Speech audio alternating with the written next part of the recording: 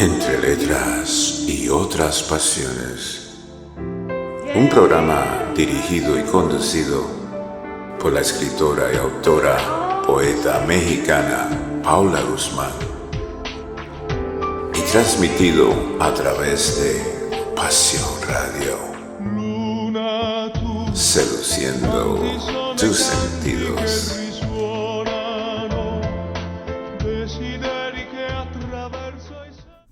Muy buenas tardes o muy buenas noches tengan todos ustedes. Sean bienvenidos a su programa Entre Letras y Otras Pasiones. Mi nombre es Paula Guzmán y estás escuchando tu estación favorita, Radio Pasión US, Seduciendo tus Sentidos. Este es un programa de literatura. Este es un programa en el que nos encantan las historias. Historias de ficción, relatos, biográficos, ficción histórica, leyendas y cuentos. Pero el día de hoy quiero traer para ti una historia muy especial. Y es la historia de Isis. Isis, una diosa egipcia que seguramente habrás escuchado alguna vez. ¿Y por qué traigo para ti esta historia? Te voy a contar que aquí en Radio Pasión, en otro programa que tengo que se llama Entre Letras y Otras Pasiones, especial Ser, he dado lectura al manuscrito de María Magdalena, el cual te invito a que escuches en nuestro canal de YouTube de Radio Pasión US, porque de verdad te va a sorprender. Es la historia no contada de María Magdalena. Una historia de amor, una historia de energía, magia, estrellas y vaya, te va a encantar. Pero en ella hace referencia a que María Magdalena era una sacerdotisa del culto de Isis. Es por ello que hoy quiero ahondar contigo en la historia de Isis. Isis es una antigua diosa egipcia que llegó a ser la más popular y duradera de todas las deidades egipcias.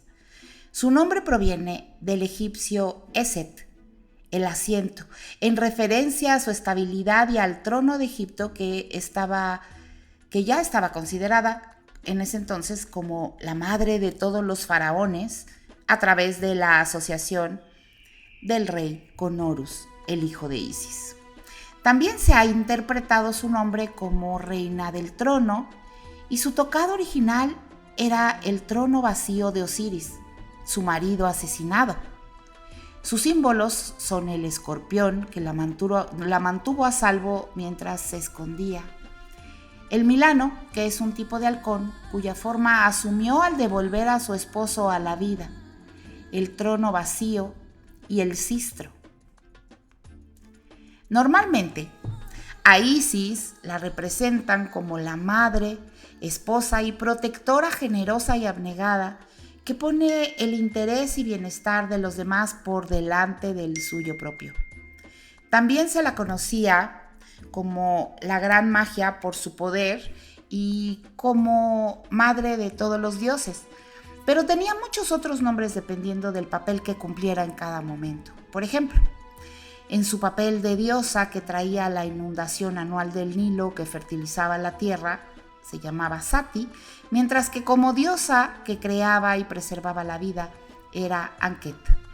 Con el tiempo, Isis se hizo tan popular que se consideraba que todos los dioses eran simples aspectos de Isis y ella era la única deidad egipcia que todo el mundo adoró en el país.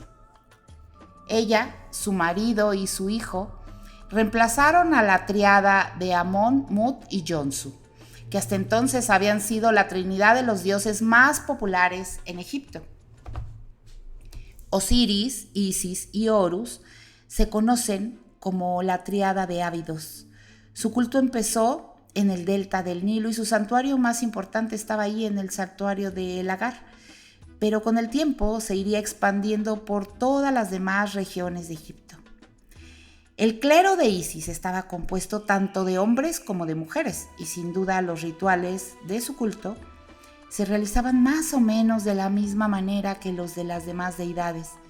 Se hacía un templo en honor para que le sirviera de casa terrenal, donde se conservaba una estatua de ella que los sacerdotes y sacerdotisas cuidaban reverentemente.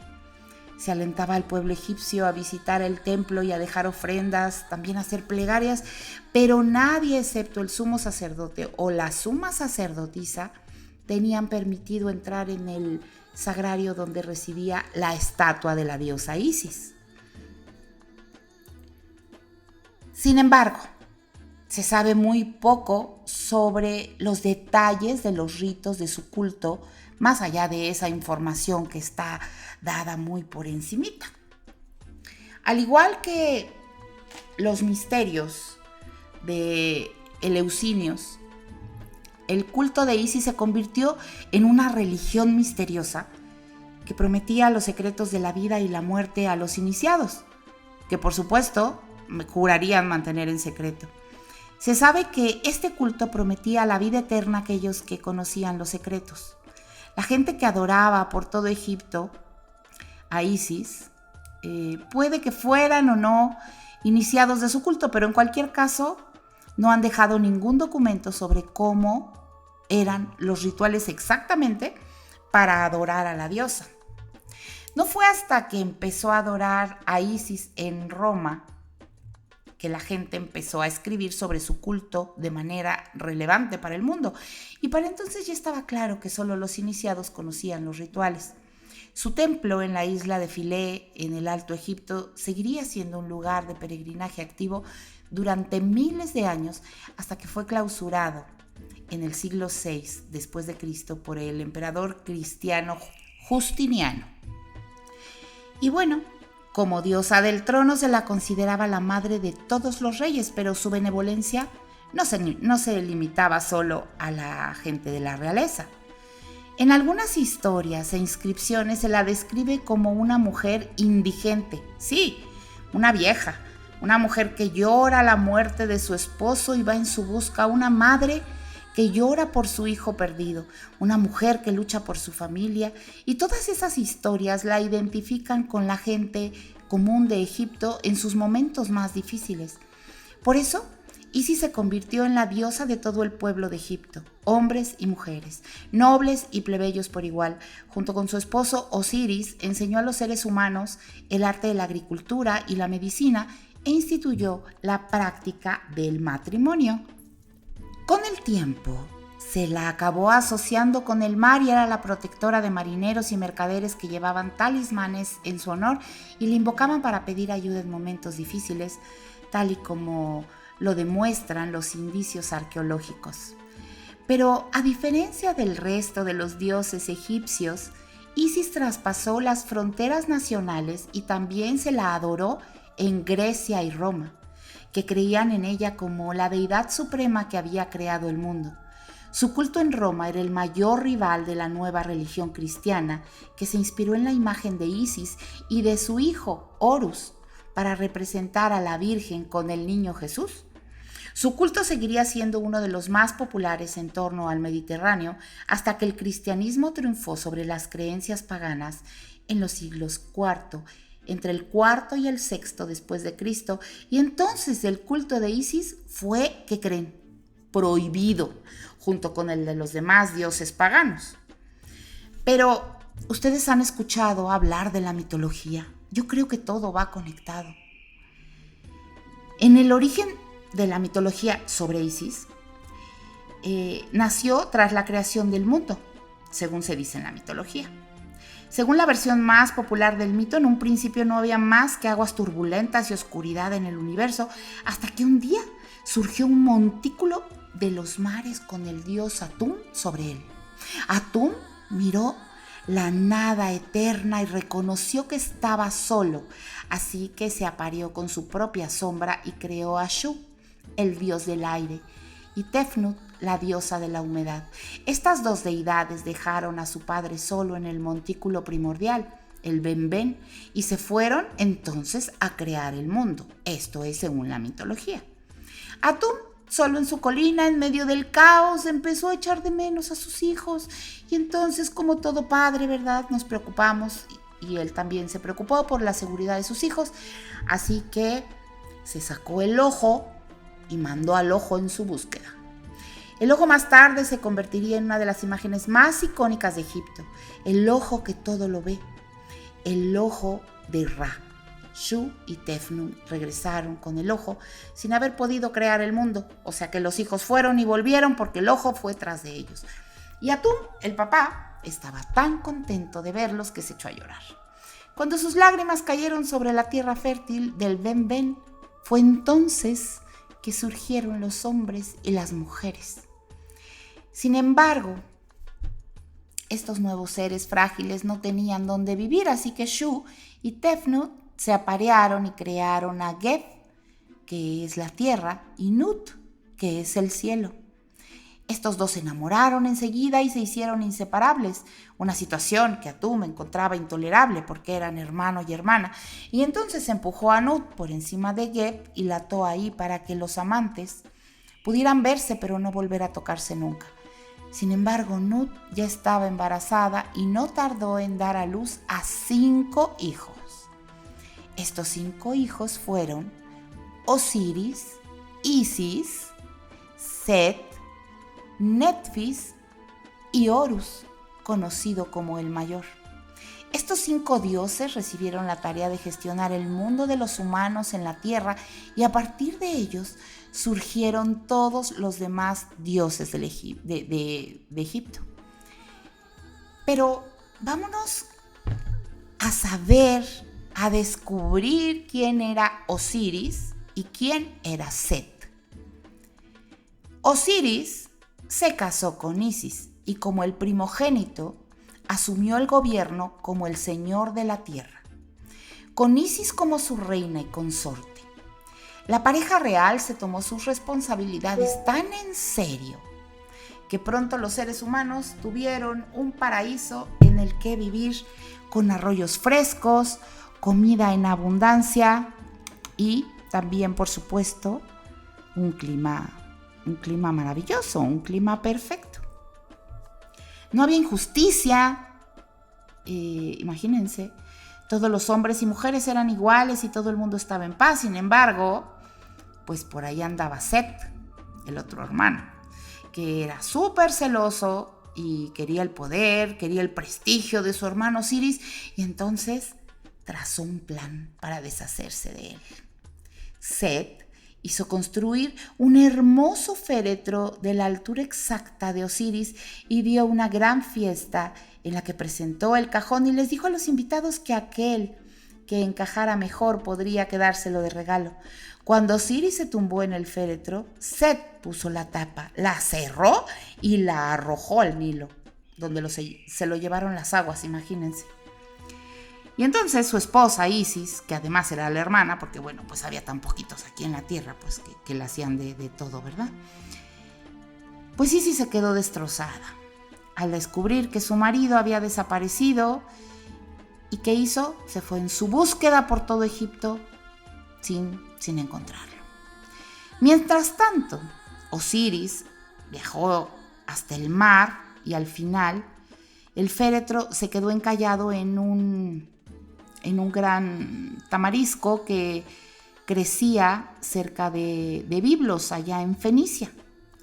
El árbol creció alrededor del féretro hasta cubrirlo por completo. El rey de Biblos acudió a la orilla junto con su esposa y admiró el árbol y el dulce aroma que parecía emanar de él. Ordenó cortar el árbol y llevarlo al palacio como un pilar ornamental, como de adorno. Y ahí se quedó Osiris, atrapado en el féretro dentro de ese pilar hasta que se murió. Pero aquí no se acaba la historia, porque Isis seguía dando batalla y viene la resurrección de Osiris. Mientras tanto, Isis había salido de Egipto para ir a buscar a su marido y acabó por llegar a Biblos, donde se sentó en la costa y lloró por su marido desaparecido. Las sirvientas del gobernante fueron a la costa a bañarse Y entonces Isis las enseñó a cuidarse el cabello y a trenzarlo. Cuando regresaron al palacio, Asarte quedó admirada de sus nuevos peinados, o sea, la esposa del gobernante, y el delicioso aroma que emanaba de ellas. Les preguntó cómo se les había ocurrido trenzarse el cabello, y las sirvientas le hablaron de la mujer misteriosa, esa que estaba a la orilla del mar. Entonces la esposa del gobernante, ¿verdad?, Asarte, mandó a buscar a Isis, disfrazada de mujer mayor, y le pidió que cuidara de sus hijos en la corte. Isis se encariñó especialmente con el hijo menor, Dictys, y quiso hacerlo inmortal, quemando su debilidad mortal en un fuego sagrado.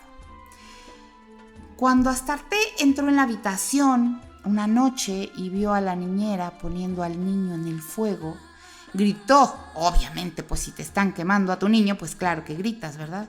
Y entonces Isis se sorprendió y asumió su verdadera forma de diosa. Dijo, a ver, no soy la niñera, yo soy la diosa Isis, ¿verdad?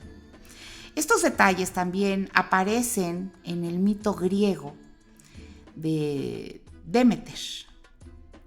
Y bueno, total que esta mujer, la mujer del gobernante, Astarte, estaba aterrorizada pensando que moriría y le ofrecieron cualquier regalo que quisiera, porque pues se asustaron de que fuera una diosa y dijeron, ay no, esto es más de lo que yo esperaba, pídame usted lo que quiera, diosa Isis. Y entonces Isis solo les pidió el pilar, ese que sacaron del árbol, y ellos, bueno, pues se lo dieron sin problemas.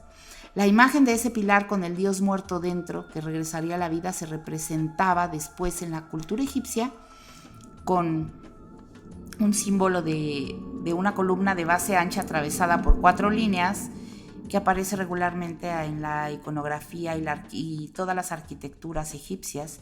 Y justamente esa imagen representa la estabilidad. Bueno, pues total, que ya le dan lo que quería a la diosa Isis y se marcha de la corte de Biblos. Isis saca a Osiris del árbol y se llevó el cuerpo de vuelta a Egipto, donde lo ocultó del malvadísimo Set en una región del delta del Nilo. Lo dejó ahí y se fue a recoger hierbas para una poción para devolverlo a la vida. Y su hermana Nephthys se quedó vigilando el cuerpo mientras Isis estaba ausente, ¿verdad? Pero el malvadísimo de Set, porque los malvados siempre tienen sus secuaces, ¿verdad?, se enteró que Osiris había regresado, muerto, pero había regresado. Y entonces dijo, no, esto no puede ser. Fue a buscar el cuerpo y consiguió que Nephthys le dijera dónde estaba. Y cuando lo encontró, hizo su segundo intento para deshacerse de él. Así que lo despedazó. Lo despedazó y esparció los trozos por todo el Nilo. Cuando Isis regresó, se quedó horrorizada, pero se recompuso rápidamente y se dispuso a encontrar los trozos de su marido asesinado.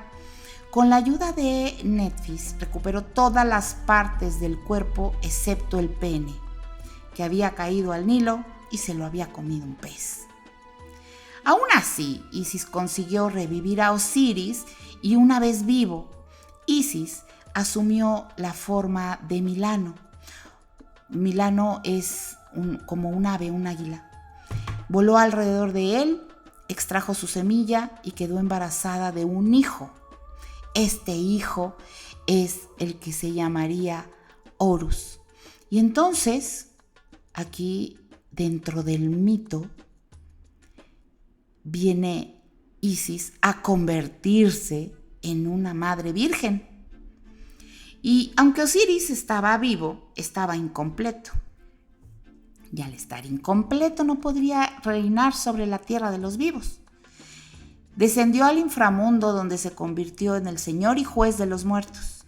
Isis, que temía lo que Set podría hacerle a su hijo, porque bueno, ya después de ver lo que Set, o sea el tío, le había hecho a su propio hermano Osiris, pues ahora que estaba el hijo, pues seguiría siendo igual de envidioso y de celoso, ¿no?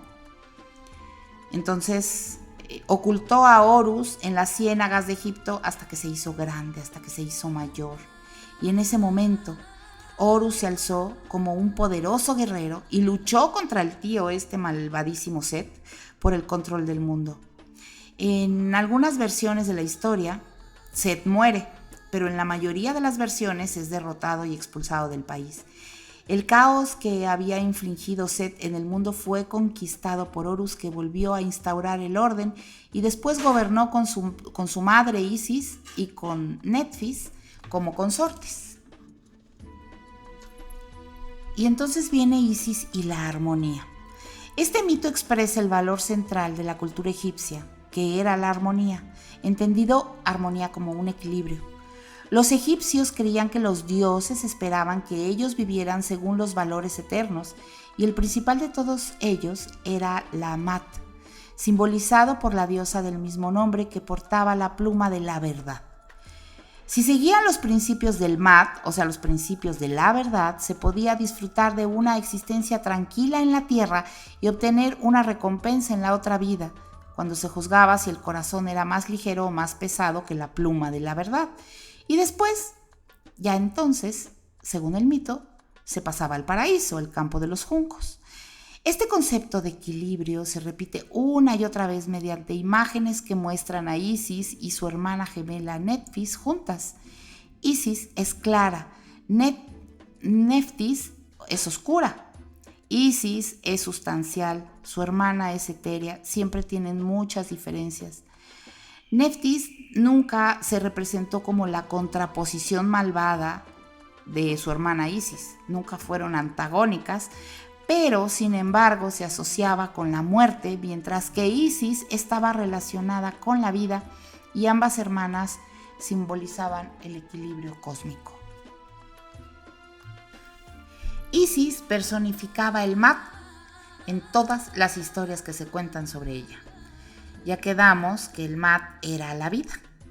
Una de las historias más populares se conoce como Isis y los 7 escorpiones, que destaca la bondad de Isis incluso con aquellos que no se portan bien con ella. La historia cuenta que cuando Horus, o sea el hijo de Isis, era un niño, Isis lo estaba escondiendo de Set, ¿se acuerdan del tío malo?, en los pantanos, y había 7 escorpiones haciéndole compañía. A veces salía por las tardes por comida y los escorpiones formaban una especie de escudo en torno a ella. 3 de ellos iban por delante para asegurarse de que el camino estaba libre y entonces el malvadísimo Set no les tendía una emboscada. Los otros 2 iban a los lados y los otros 2, los más fieros, iban por detrás en caso de que el malvado Set atacara por detrás. Cuando salía del pantano, Isis podía ocultar su gloria y aparecerse como una mujer mayor y pobre que iba pidiendo limosna en la ciudad. Una noche, cuando entraba en la ciudad con sus guardianes, una noble muy rica los miró desde su ventana y cerró la puerta con llave rápidamente al verlos acercarse. Los escorpiones se enojaron ante tal afrenta contra su señora y decidieron hacerle pagar a la mujer.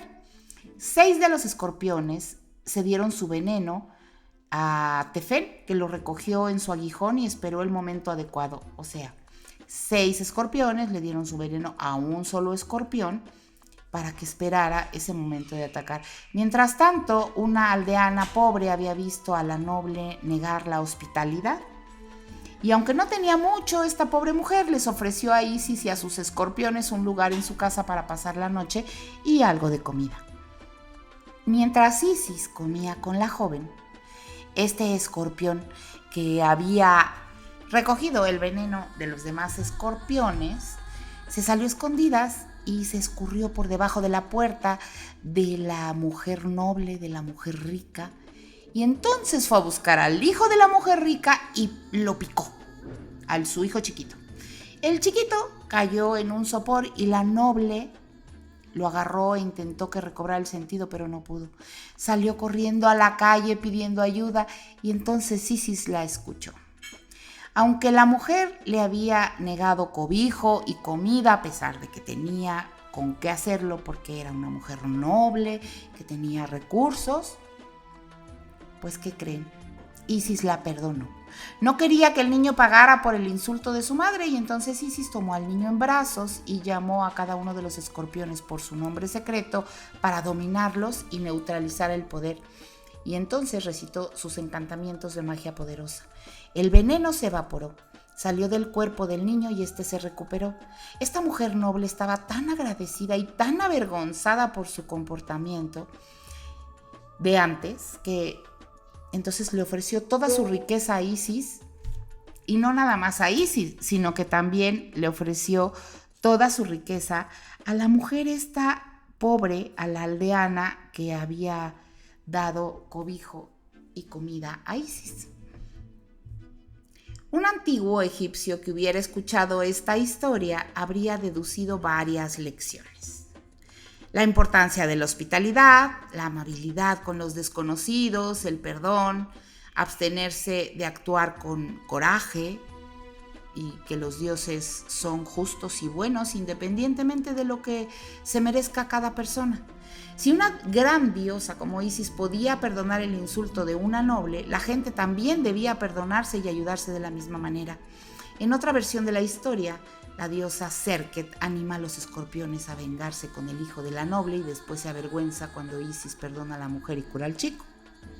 Después de esto, Serket se convirtió en protectora de los niños contra mordeduras venenosas, con lo que demostraba que incluso una diosa puede aprender amabilidad y compasión siguiendo el ejemplo de Isis.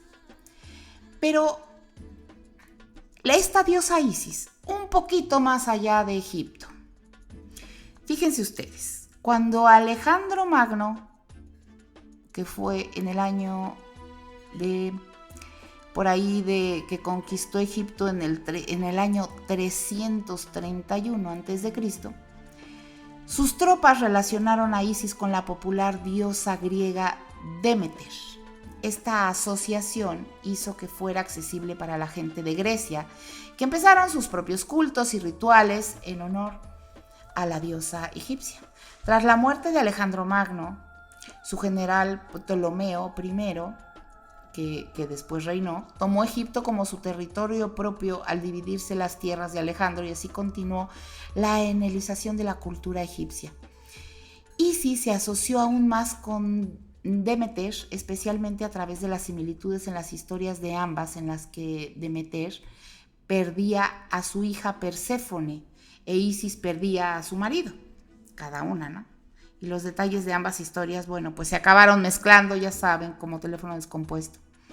Los misterios eleusinos, el ritual religioso más importante de la antigua Grecia, era que elevaban a Demeter a la posición suprema como guardiana de los misterios de la vida y la muerte, y entonces Isis acabó adoptando el mismo rol.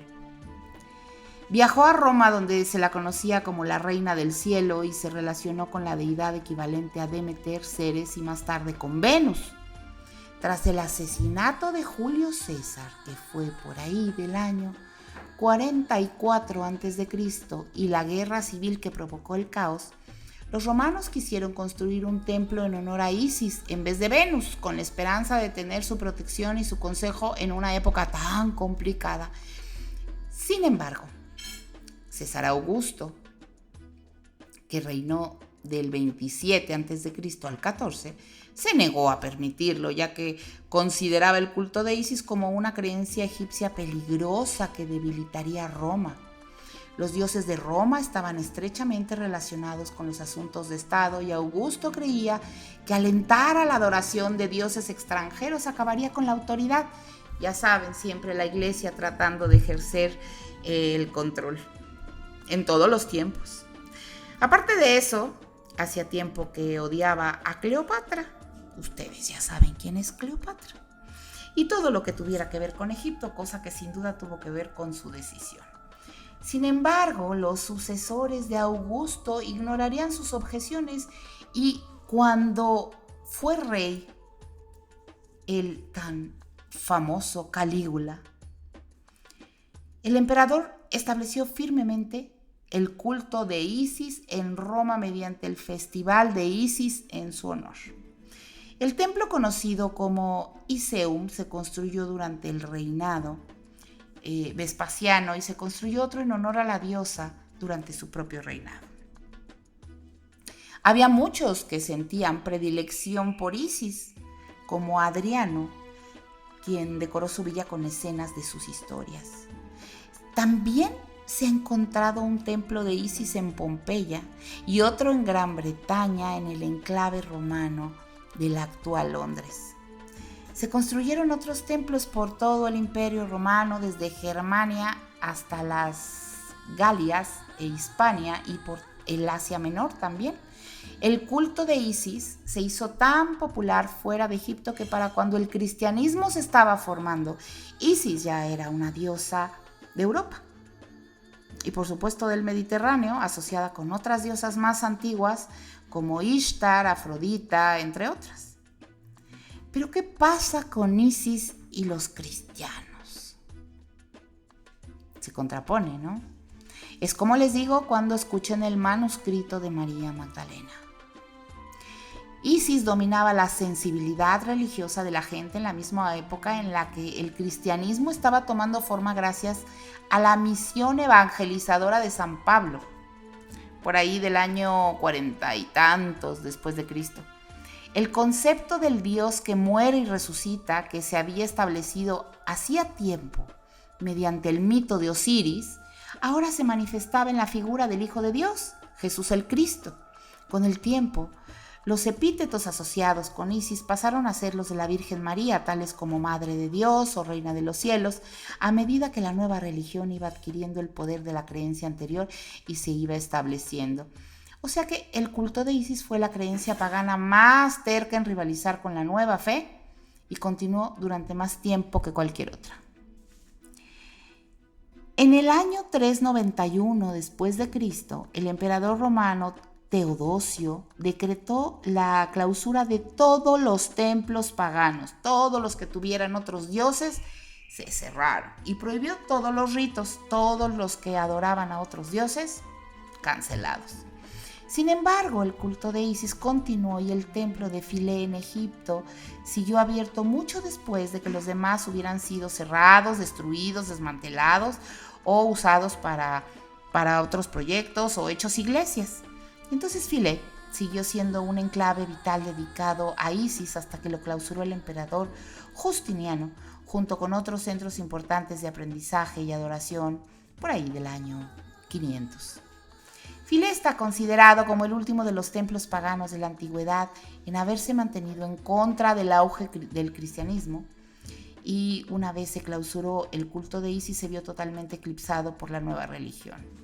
De la misma manera que Osiris, Isis y Horus habían tomado el lugar de Amón, Mut y Yonsu en Egipto, la Trinidad del Padre, el Hijo y el Espíritu Santo sustituyeron la tríada como deidades supremas de un nuevo concepto religioso.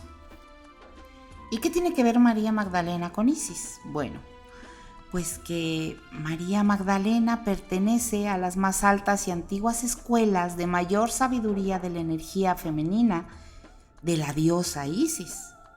María Magdalena fue educada en el conocimiento de la magia a los 12 años. Fue mandada a una escuela iniciática llamada las Salas de Isis, después a otra llamada Los Secretos de Egipto, después a las alquimias de Horus y la magia sexual del culto de Isis. Por eso fue tan satanizada, tan ocultada y desprestigiada como una prostituta.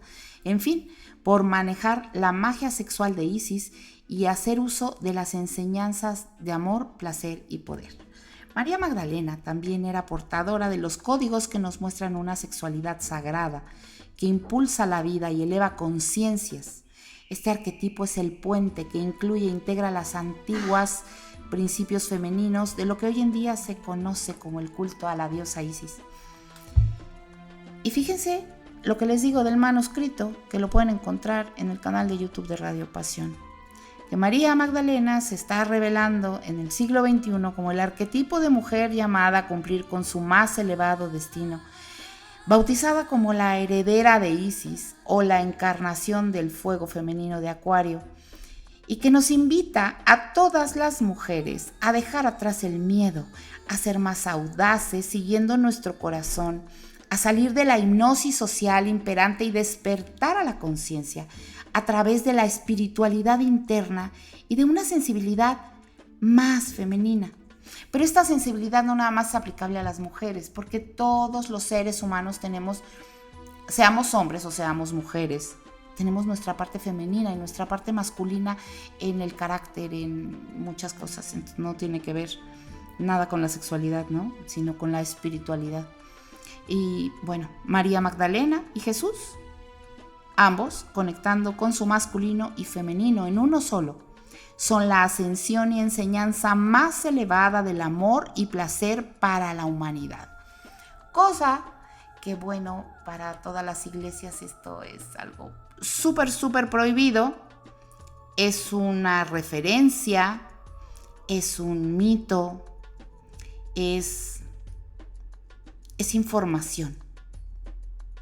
Definitivamente es información y cada uno resuena con las diferentes cosas que llegan a nosotros, ¿no?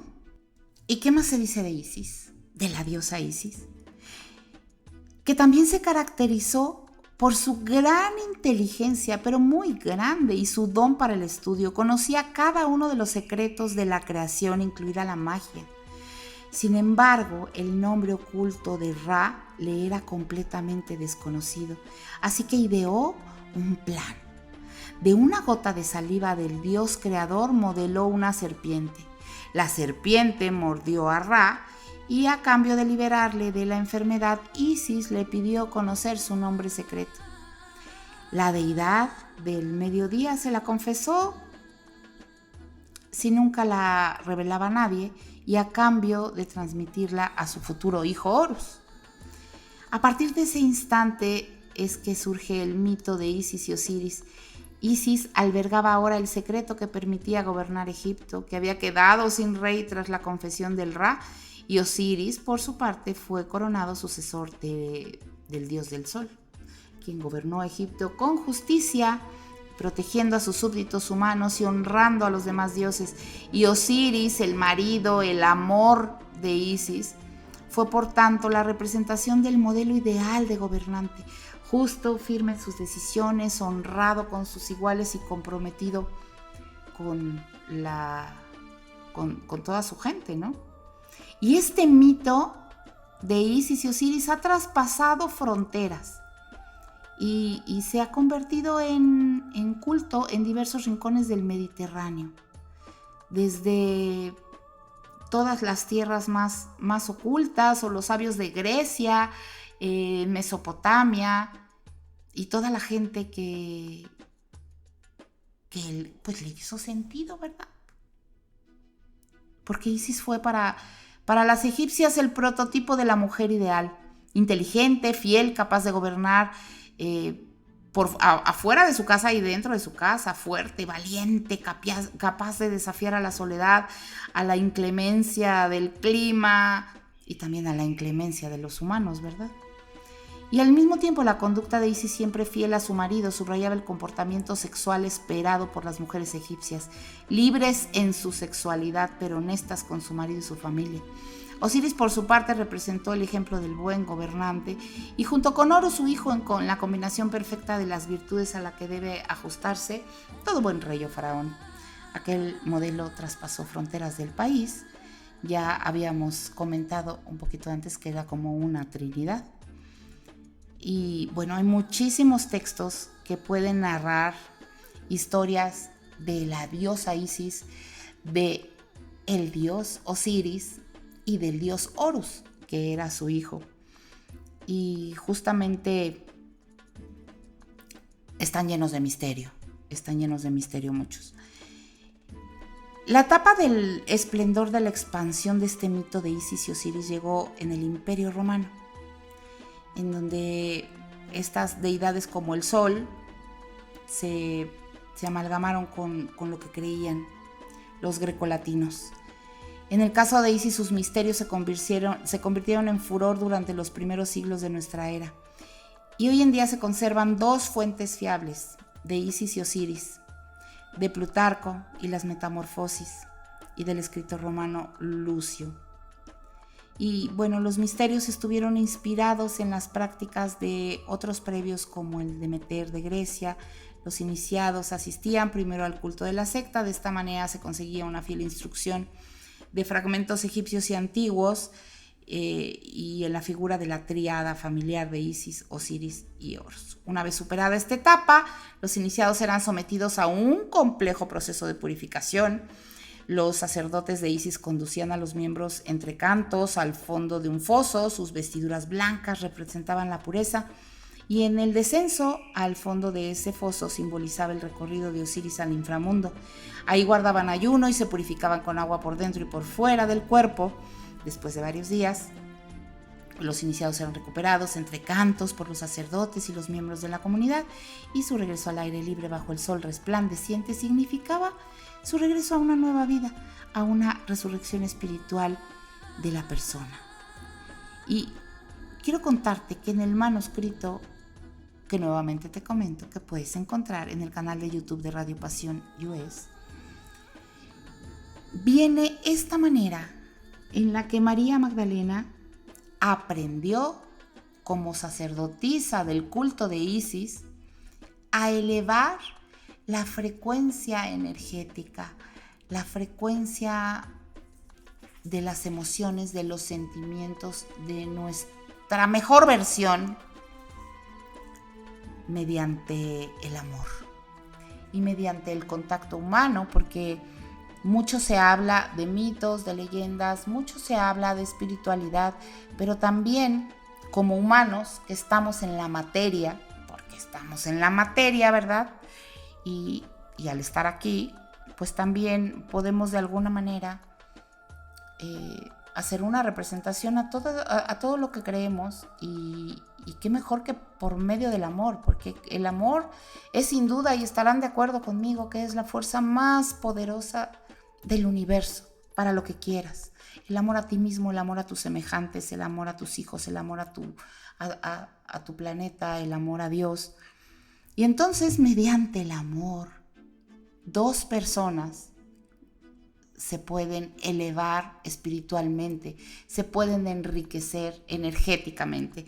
Y esto es lo que hace una de las enseñanzas del culto de Isis, y que hizo con María Magdalena en el manuscrito, que ella es una canalización en donde se cuenta y en donde se dice una historia jamás dicha, jamás escrita, de lo que era realmente. Porque satanizar, si somos materia, el poder amar a alguien, como fue esa su historia de amor.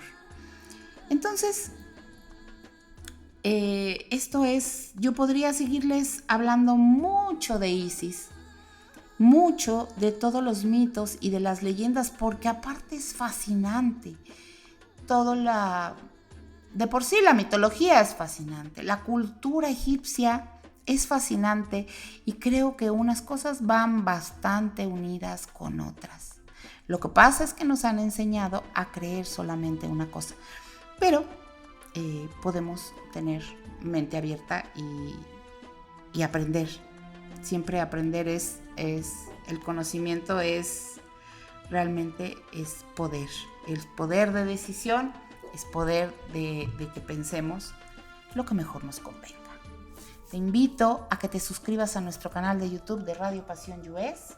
Ahí encontrarás el manuscrito de María Magdalena. Allí puedes encontrar mis demás programas y muchos de mis compañeros que están maravillosos, de diferentes temas que son de gran interés para ti.